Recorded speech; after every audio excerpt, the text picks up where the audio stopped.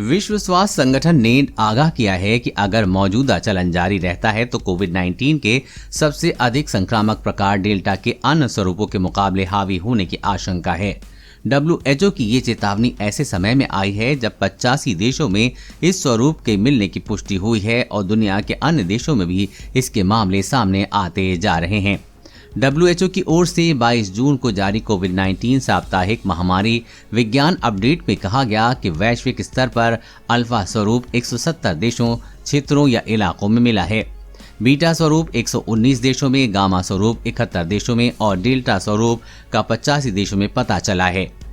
Update में कहा गया है कि डेल्टा दुनिया भर के 85 देशों में मिला है। WHO के अंतर्गत सभी क्षेत्रों के अन्य देशों में भी इसके मामले सामने आने का चलन जारी है, जिनसे 11 क्षेत्रों में ये पिछले 2 हफ्ते के सामने आए हैं।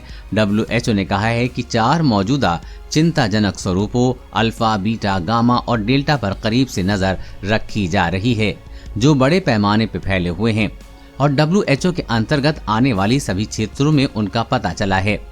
इसने कहा कि डेल्टा स्वरूप अल्फा स्वरूप से कहीं ज्यादा संक्रामक है और अगर मौजूदा चलन जारी रहता है तो इसके अधिक हावी होने की आशंका है। पिछले हफ्ते सबसे ज्यादा भारत में कोविड-19 के मामले आए।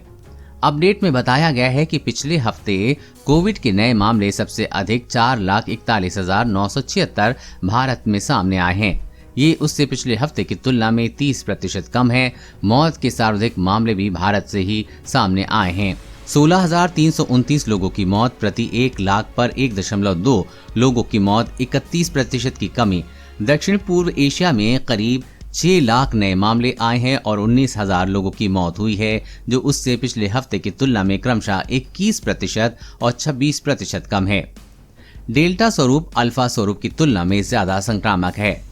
अपडेट में कहा गया है कि क्षेत्र में साप्ताहिक मामले कम होने और मौत की संख्या घटने का चलन मुख्यतः भारत में मामले घटने से जुड़ा है। WHO ने कहा है कि 8 जून को अंतिम विस्तृत अपडेट के बाद से डेल्टा स्वरूप के प्रारूपी विशेषताओं पर नए साक्ष्य प्रकाशित हुए हैं। इसने कहा कि सिंगापुर के एक अध्ययन में पाया गया है कि डेल्टा स्वरूप से जुड़ा संक्रमण ऑक्सीजन की जरूरत, गहन देखभाल कक्ष में भर्ती कराने की आवश्यकता या मौत होने की आशंकाओं से संबंधित है। वहीं जापान के एक अध्ययन में भी पाया गया है कि डेल्टा स्वरूप अल्फा स्वरूप की तुलना में अधिक संक्रामक है। कोरोना वायरस और कोरोना वैक्सीन से जुड़ी हर अपडेट पाने के लिए चैनल को सब्सक्राइब करें।